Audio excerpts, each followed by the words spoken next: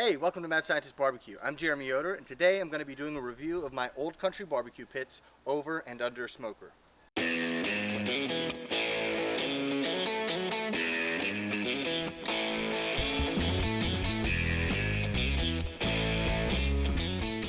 Before I say anything, I have to confess that I am biased.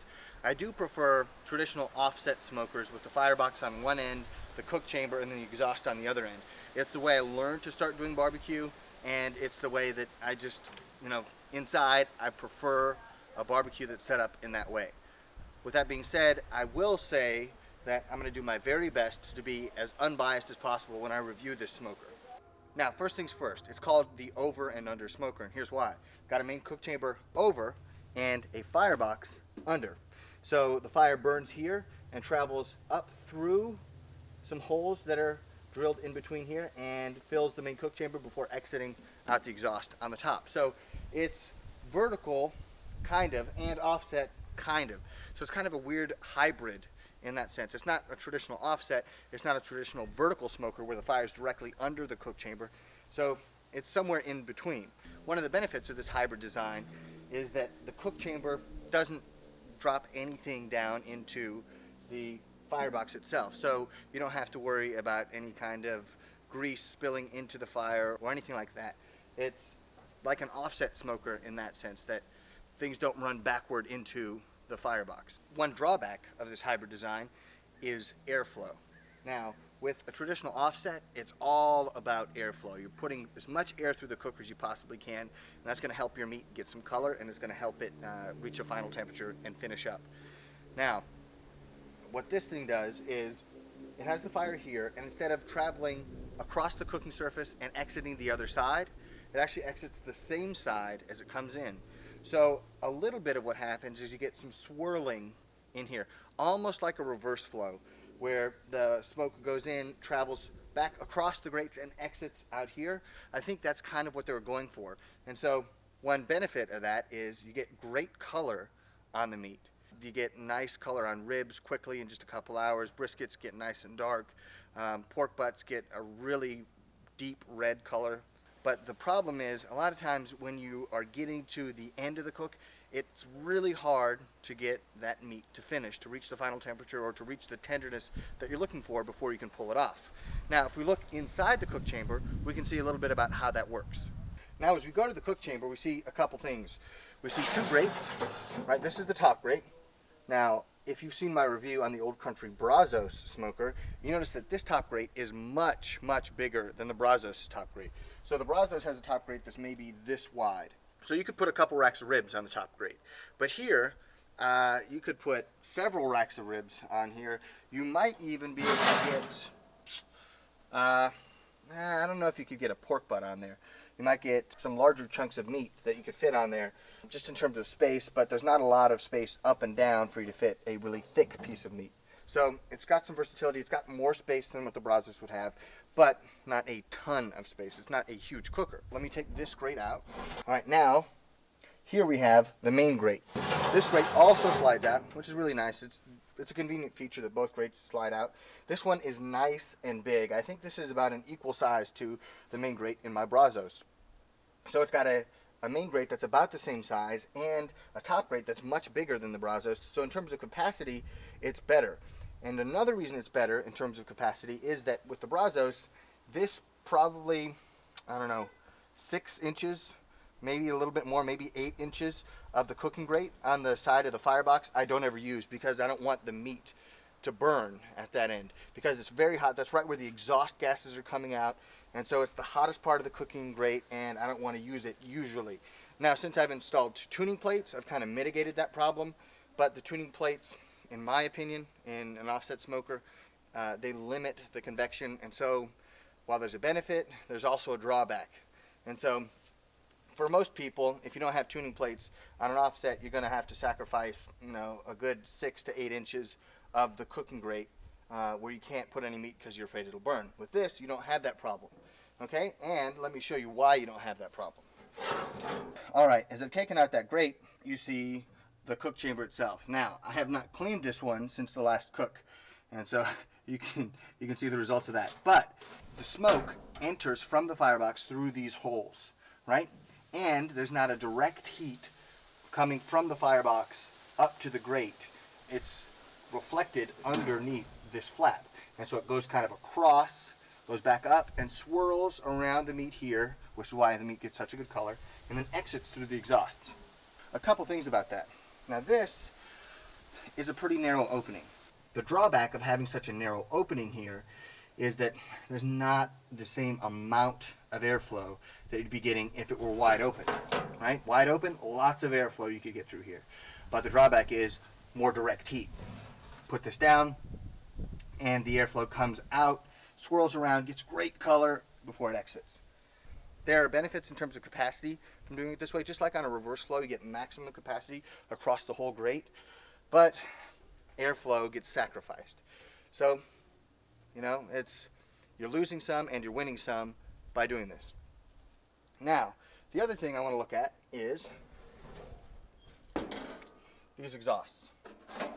So these exhausts are pretty big, right? Which would normally be good. Normally you would think, oh, big exhausts, lots of airflow, that'll mitigate any kind of restriction that might happen at the firebox end. Now, that's what I thought, but that's not really the case. Even though these exhausts are pretty big, they're pretty wide, they let lots of air through, the restriction at the firebox, that flap that comes down, that gets controlled actually right here, the restriction because of the flap is so much that even these big exhausts, even though there are two of them, it can't quite overcome it. There's not the same kind of airflow that I would want in the cooker. Now, because there's not great airflow, what happens is you have to build a little bit bigger fire in the firebox. The side effect of that is that this back side of the cooker, just because it's metal, welded to metal, conducts a lot of heat. So the back side of the cooker is definitely warmer than the middle and the front being the coolest, the middle being in the middle, and the back side being the hottest. And that difference is about 35 degrees is what I found. And so that's significant. It's not something that you want to ignore. If it's 35 degrees on like a huge cooking surface, like a 1,000-gallon propane tank type of smoker, then that whole brisket that you put on there is gonna be about the same temperature. Whereas on such a small cooker, a 35-degree difference over such a short space is a reason why you would want to rotate the meat and turn it around so that your meat is gonna be cooking evenly, or as evenly as possible. All right, so now we're gonna take a look at the firebox itself. If you look in there now, you see some ashes. I haven't cleaned those out actually on purpose. That's gonna be a future video. We're gonna use those for something. You'll see. But you notice that top grate that was in the main cooking chamber? This is another place it can go. If I can slide it in here.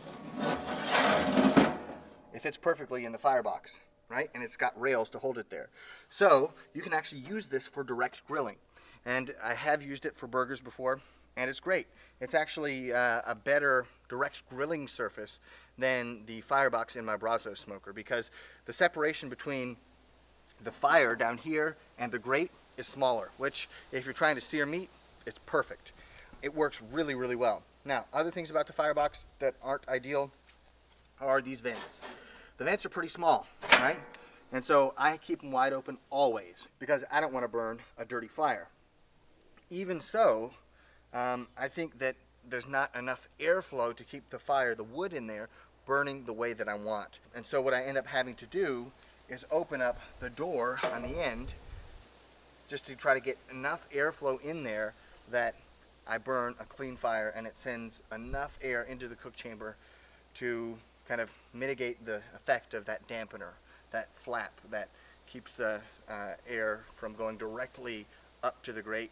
It has to kind of go out to the side and swirl around. Another issue with the firebox I've noticed is that when it gets really hot, because the metal is thinner than 1/4 inch thick steel, it can kind of start to warp with the temperature change, and it becomes very difficult to open the firebox. And so I've noticed that after cooking on it quite a few times, now opening and closing the firebox isn't easy when it's hot or when it's cool. And so just to give you an idea, let's look at it. So it'll still close. It's not a huge problem, but it's something that I think you should be aware of if you're interested in buying this smoker. Now for some overall impressions that I have of the smoker, some of the key things I think anybody needs to know. First off, it's made with steel that's not nearly as thick as the 1/4 inch steel on the Old Country Barbecue Brazos that I have. If you take a look at it, it's not super thin. It's not paper thin. It's thicker than what you'd get at most every big box store that might sell smokers out front. It's thicker than that for sure, but it's not as thick as what you get from a 1/4 inch, obviously. It doesn't have the same kind of heat retention. It's not quite as sturdy or as durable. That's one thing. Second thing is, because of where these thermometers are located, it's not like an offset where the heat is going to kind of travel across the grates like this. This wouldn't be a terrible place to have the thermometer if this were an offset, but this thermometer spot right here, these two, it's nice that there are two thermometers, but they don't really give you any kind of different readings. The only problem is the difference between this temperature that you read and the main grate can sometimes be 75 or 100 degrees different. So that if I get this to 225 on the grate, it could be 325. And so I've used my digital thermometer to check that, and that's one of the bigger drawbacks of how this smoker is set up.